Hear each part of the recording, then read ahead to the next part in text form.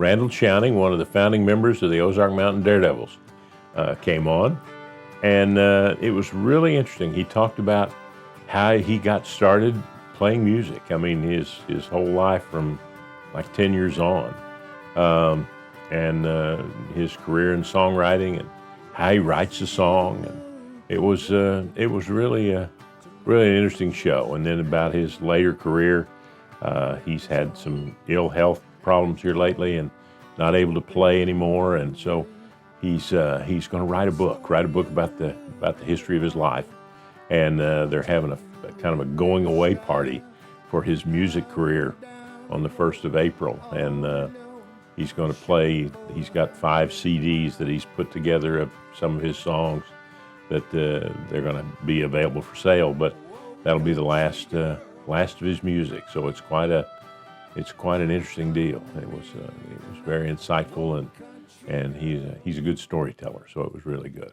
Yeah, and it's kind of neat having like a mainstream artist that's from the Yeah, exactly. I don't think people really understand how important this area is to music, to acting, the arts of all kinds. Everything from the Spires family and their careers in opera to John Goodman and people like that went to school here.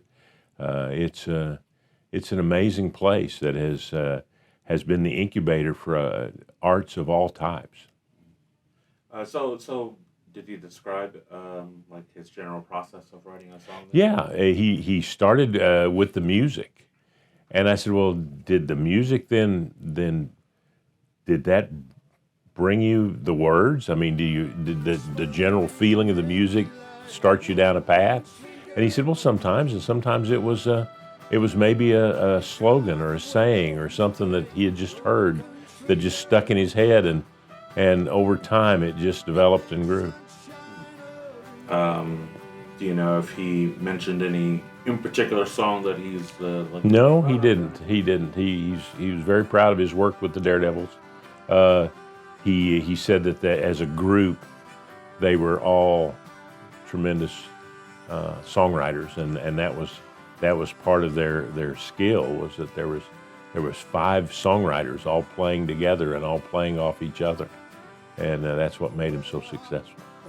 I was impressed with his commitment to it and his understanding that all of them were so committed to songwriting and composing and telling great stories, and that as a storyteller myself, that really struck a chord with me.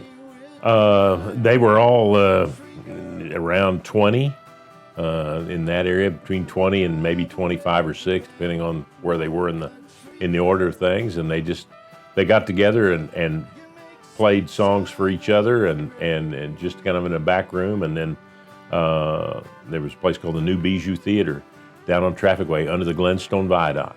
There's just an old warehouse building down there that featured bands, local bands, traveling bands.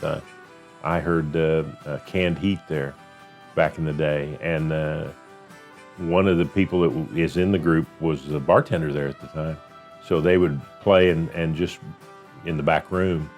And one Thursday, and a group didn't show up, and the owner asked if they could step in and play, and so they did, and that was what got them started.